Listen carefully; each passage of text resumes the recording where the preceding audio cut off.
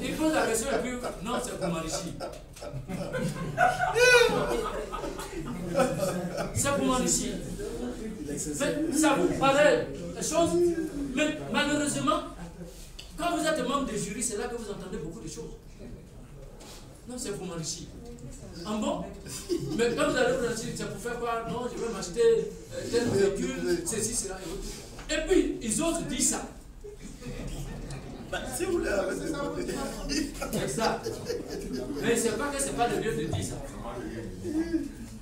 C'est ce qui est dans son cœur et la balance. Donc, il faut éviter ça. Si vous avez un frère, vous avez un peu de fonds, vous voulez investir, que vous avez lui derrière sa tête, c'est ça sa motivation, ça veut dire que vous allez le voir, il est à bord d'un Land Rover pendant que vous êtes encore dans votre 205.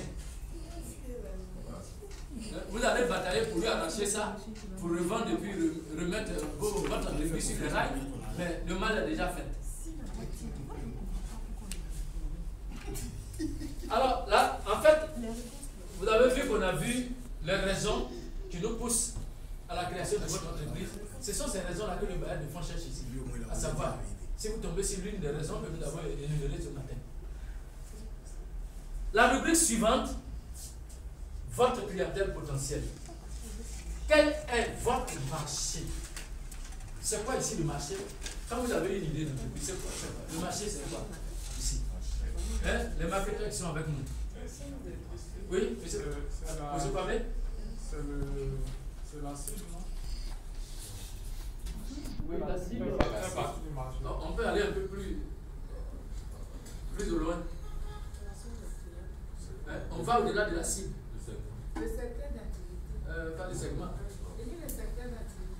C'est-à-dire que quand vous avez un produit, vous avez un espace sur lequel vous êtes en train de rêver, projeter ce produit. C'est là le marché. Ça peut être la ville d'Abidjan, mais il y en a qui vont rêver national.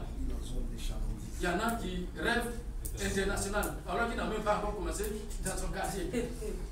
Malheureusement, c'est comme ça qu'on raisonne. C'est-à-dire qu'il vous parle de l'international. La dernière fois, quand on a demandé de l'activité envisagée, il y a beaucoup qui ont franchi les frontières.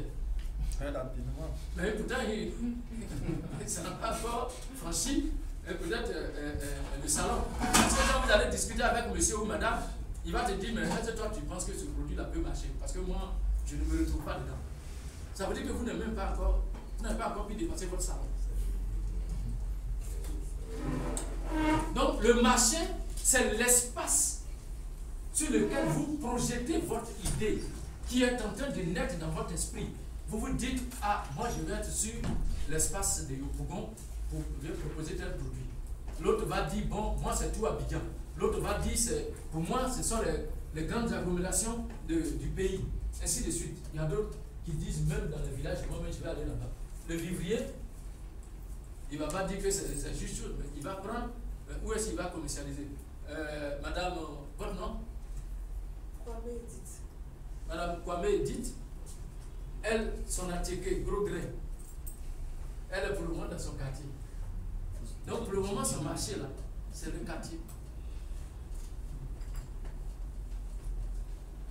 Qui sont vos clients? En ce moment-là, on atteint ce que vous êtes en train de dire. La cible. Sur le marché, vous ne pouvez pas prétendre servir tout le monde. Donc il faut prendre une cible. C'est ça.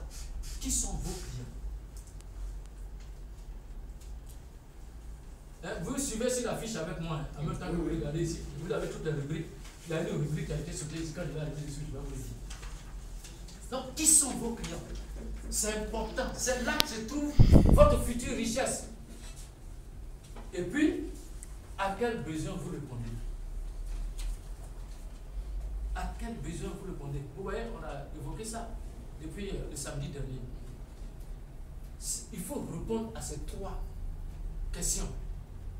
Si c'est bon, votre affaire peut continuer.